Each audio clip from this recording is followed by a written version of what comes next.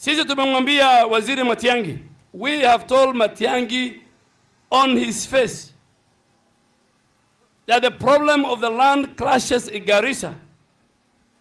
He knows, and we have told government the last 4 years, he knows the father and the mother and the person behind it. As you can see clearly, majority leader, the former majority leader, Aden Duale knows. He knows what he's talking about. He has moved that information to Matiang'i, but this is also another thing that is very important. As you all know, and this should not be only Matiang'i, where he's just going to Matiang'i. I think there's a process to follow here when there's issues of insecurity, especially in Garissa town. There's a steps that needs to be followed to make sure that it gets to the right people. And that is the first step is informing the DCI and the DCI commissioning an investigation and finding out if this happened. And the next step of that will be to move that file to the DPP office, where he also reviews the file. And if there is enough evidence, then he can take the necessary steps to make sure those who are involved in some of these issues of crime are held responsible. And those are the things that should be. That's how it should be. And that's the process. So everything else, I think, is just, especially speaking to Matiang'i directly, I think it's just political. I honestly, that's my view. It's political. It shouldn't be. Things like this should not be politicized because there's a lot of people who are losing property. There's a lot of people who are dying or being killed unnecessarily. And this happens every election year. For some reason, this issue of insecurity in Garissa happens every election cycle. Of course, there's never ending elections in Garissa anyway, or anywhere in Kenya.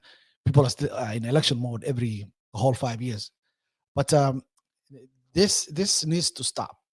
This needs to be stopped. So if there's people, including former majority leader, that have enough evidence on what is going on, then they need to make sure that this information gets in the hands of the right people so that they can go ahead and do their necessary information gathering and also intelligence and also investigation to make sure those who are behind some of these insecurities are held responsible.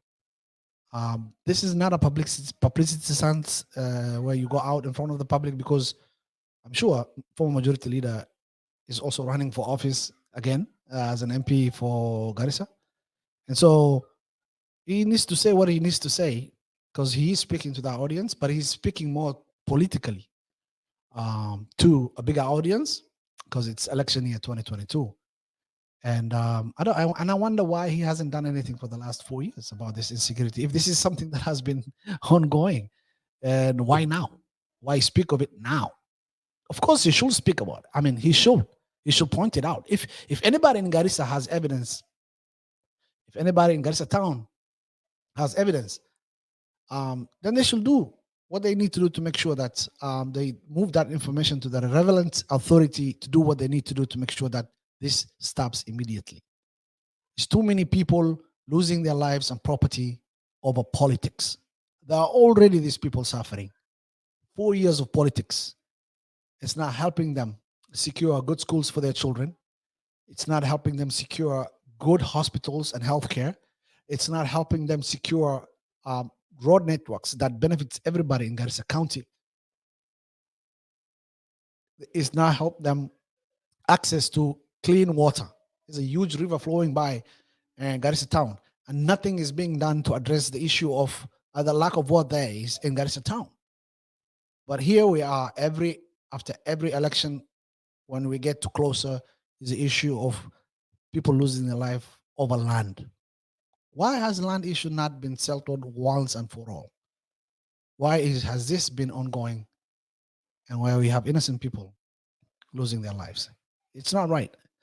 And so we should not politicize things like this every close to election year, because you have an issue against other elected officials, or they're in different political party, and they're not in your party. And you want someone in your party either to win, at the expenses of innocent people, and so people say things, without really being measured. And I think if there is evidence, an honorable former majority leader has any evidence to that fact that the person who's behind this violence, then the DCI needs to take the necessary steps to investigate and bring to book those who are responsible. Again, this is Yusuf Haji talking to you guys today, special. Again, Hornstream TV. Make sure you subscribe on YouTube. Get the whole story. Thank you very much and have a good day. Thank you.